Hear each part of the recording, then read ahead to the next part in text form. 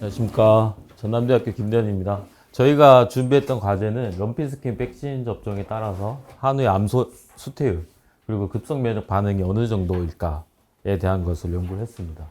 목차는 다음과 같고요. 먼저 연구 배경 및 필요성입니다. 여러분들이 다 아시다시피 럼피스킨 바이러스는 주로 매개 곤충, 모기, 흡혈, 파리 등으로 전염되며 감염된 소로부터 직접 전파도 가능하다고 알려져 있습니다. 요거 이제 경상남도에서 창원에서 발생한 럼피스킨 걸린 건데요. 이렇게 보시면 이제 피부 결절이 생겨 있는 것을 보실 수 있습니다. 그래서 심각한 경제적 피해가 예상됩니다. 그리고 럼피스킨은 1929년 잠비아에서 먼저 최초 발병을 했고 저희 나라는 23년 10월 20일에 서산에서 처음 발병했습니다. 럼피스킨 백신을 긴급하게 다 접종을 했고 24년도 이제 발생 현황이에요. 그래서 대부분의 국가에서 백신을 접종하고 있습니다. 백신은 주로 이제 세 가지가 있는데 피하 접종이 우선시되고 있습니다. 그래서 럼피스킨 백신을 가지고 예전에 다른 팀에서 했던 연구 결과들 조회해 보면 럼피스킨 백신 접종 후 발열, 사료 섭취가 감소하거나 왼쪽입니다.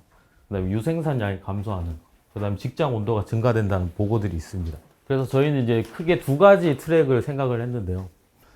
첫 번째는 럼피스킨 백신을 접종을 했을 때 반추인의 센서를 가지고 체온이 얼만큼 변화할 건지, 그 다음에 급성 면역 반응 수치가 어느 정도일 건지, 유산이 가능한 건지, 그 다음에 백신을 접종했을 때 배란 지연이나 수태율에 영향을 줄 수 있는 건지 과학적으로 분석을 했습니다.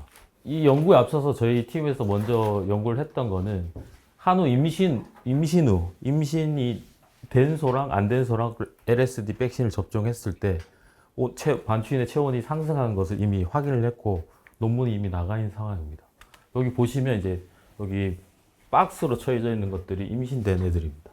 임신 안 된 그룹보다 상대적으로 백신을 접종한 시기에 따라서 체온이 상승한 것을 확인할 수 있습니다. 저희 팀에서 구제역 백신 관련된 연구를 많이 했는데요. 구제역 백신을 접종하게 되면 임신 초기 말기 체온이 급격하게 상승하는 것을 확인했었고 이 실험에서 203두 중에 한 7두가 유산되는 것을 확인했습니다. 그래서 아마도 LSD 백신도 구제역 백신과 비슷하지 않을까라는 전제 조건을 가지고 있고, 그 다음에 저희가 또 세계 최초로 확인한 것들은 구제역 백신을 맞으면 급성 면역 반응이 증가합니다. 그래서 그거로 인해서 LH 서지가 감소하죠. 결국 난자가 배란되는 것들이 지연되게 됩니다. 배란율이 급격하게 낮은 것을 확인할 수 있습니다. 그래서 구제역 백신을 맞으면 배란율이 지연돼서 수태율이 떨어진다는 것을 증명을 했습니다. 똑같은 스킴을 가지고 LSD 백신을 맞았을 때도 그렇지 않을까 생각을 했고, 이건 뭐 그 다음 내용입니다. 연구 목표와 추진 전략, 추진 방법은 다음과 같고요.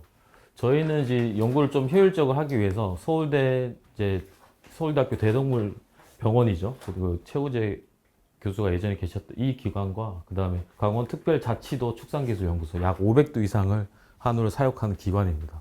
이렇게 전남대학교까지 이렇게 세 개의 팀으로 연구를 진행했습니다. 크게 두 가지 실험인데 첫 번째는 LSD 백신을 접종하고 인공수정 시기에 따라서 수태율이 얼마큼 저하되는지 봤습니다. 동기화 프로그램을 해서 컨트롤은 노멀 셀라인을 접종을 했고 인공수정일로부터 역으로 7일 전에 이제 LSD 백신, 그 다음에 14일 전에 LSD 백신, 21일 전에 LSD 백신을 접종을 했을 때 배란율, 수태율, 그 다음에 급성 면역 반응, 항체가까지 이렇게 분석을 했고요. 두 번째 실험은 임신 여부에 따라서 급성 면역 반응하고 항체가를 추가로 분석을 했습니다. 체온 변화는 이미 저희가 논문을 발표를 했기 때문에 이것만 추가로 했고요. 먼저 이제 첫 번째 결과를 설명드리면 인공수정 날짜 기준으로, 그러니까 아까 7일 전, 그러니까 7일 전에 맞았던 애들, 그 다음 14일 전, 21일 전에 맞았던 애들은 발정을 제외하고는 크게 유관적으로 차이 날 만큼, 통계학적으로 유의적으로 차이 날 만큼의 체온 상승은 없었습니다.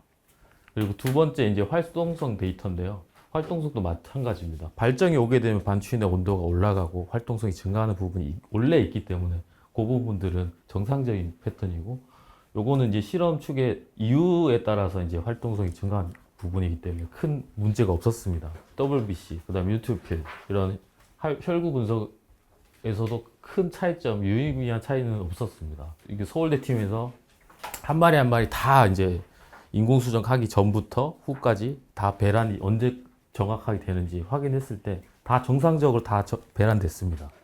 그래서 백신에 대해서 배란이 지연되는 건 없었습니다. 그리고 수트율 또한 차이가 없었습니다. 그 다음에 이제 급성 면역 반응도 왼쪽이 지금 실험 아밀로이드의 헵토글로빈 두 가지는 급성 면역 반응을 나타내는 가장 큰 지표입니다. 여기서 백신을 맞고 급성 면역 반응이 살짝씩 증가하지만 결론적으로 수트율의 차이가 없기 때문에 크게 문제가 되진 않는다. 그리고 여기 심사위원 앉아 계신 이제 노영 교수님 발표한 연구 결과하고도 유사한 결과치를 나타냈습니다. 그리고 모든 그룹에서 21일 이후에 이제 다 항체가를 유지하는 것을 확인했고요. LSD 항체가죠. 그래서 요까지 확인했는데 그 다음부터가 이제 머리가 아파지는 거죠. 저희가 생각했던 가설이랑 달랐습니다. 결과가 전혀 차이가 없다. 그래서 생각했던 게 농가에서 하는 것들, 그 다음에 임신 후에 대해서 지금 저희가 42두 정도가 돼 있는데 임신 150일령 정도 되는 임신 중기에 있는 애들을 최창식 연구사 팀에서 추가로 실험을 해서 유산되는지 봤습니다. 유산된 게 하나도 없었고요. 그 추가로 한 67두를 추가로 또 실험해서 유산되는 데이터를 봤었는데 이때도 유산되는 건 없었습니다. 백신 접종 그룹하고 이제 접종 안 한 그룹하고 유의미한 차이를 보이지만 면역 반응 높지 않습니다. 상대적으로 구제역에 비해서 상대적으로 높지 않습니다. 항체가는 당연히 다 원하는 수치만큼 나와줬습니다. 그래서 저희가 생각했던 거는 이게 저희가 생각했던 가설인데 LSD 백신을 맞으면 어큐트 페이지 프로테인들이 증가할 거고 프로인플라메이토리 사이토카인들이 춤출 거고 이런 것들이 올라가면 당연히 배란이 지연돼서 수트율이 떨어질 거라고 생각했는데 그렇지 않았다는 거죠. 이 결과는 이제 설문조사를 농가한테 미리 사전에 했죠. 24년 1월부터 3월까지 총 199명에 대해서 설문조사를 했는데 LSD 백신 접종으로 부작용을 경험하거나 들은 적이 있는가? 81%가 있다고 했고 사상, 체온 상승, 그 다음 후퇴율 저하가 있다라고 답변하셨습니다. 농가분들이.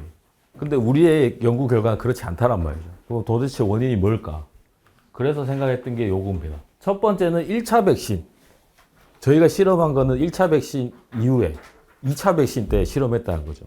그리고 두 번째는 농가분들이 편의성을 위해서 사실 피하 주사를 현장에서 정확하게 한다는 게 좀 어렵습니다. 그래서 주사기 앞부분을 이렇게 잘라서 이런 형태의 주사를 많이 하시는데, 그러니까 주사 방법의 문제점 때문에 수퇴율이나 유산되는 것들이 있지 않았을까? 이거는 저희가만 가지고 있는 겁니다. 저희가 물론 실험 장소는 다르지만 첫 번째 1차로 경상북도 축산기술연구소 서산에서 발병했을 그때 당시에 반추인의 센서가 있었기 때문에 그때 당시에 걸 가져온 거랑 2차조 가니까 25년도 들어서서 강원도에서 맞췄던 걸 보시면 체온이 유의적으로 상승하는 게 있습니다. 그래서 1차 백신을 맞고 2차 때 맞았던 애들이기 때문에 차이가 나지 않았을까. 그리고 2차보다 1차 애들이 급성 면역 반응도 상대적으로 높습니다. 그리고 2차로 맞았던 애들이 훨씬 더 항체가를 더 빨리 만들어지는 경향이 있었습니다. 그래서 LSD 백신 자체에 문제는 없다 라고 설명드릴 수 있습니다. 왜냐하면 1차에 맞았던 애들이 2차에 또 맞으니까 항체가는 더 빨리 올라가겠죠.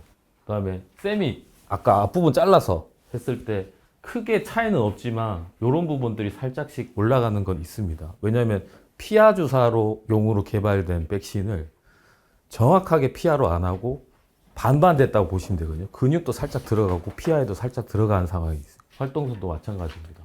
그리고 항체가는 올라가지만 수퇴율을 저희가 비교했을 때 수퇴율에서는 한 다른 그룹에 비해서 약 20% 가까이 떨어지는 것을 확인했습니다. 요거는 주사 방법에 조금 문제가 있지 않을까. 그래서 이 주사 방법을 농가가 어떻게든 피하 주사를 쉽게 할 수 있는 방법, 아니면 피하 주사인 이 백신을 근육 주사 형태나 아니면 피내 접종 형태나 다른 형태로 바꿔야 될 필요가 있다.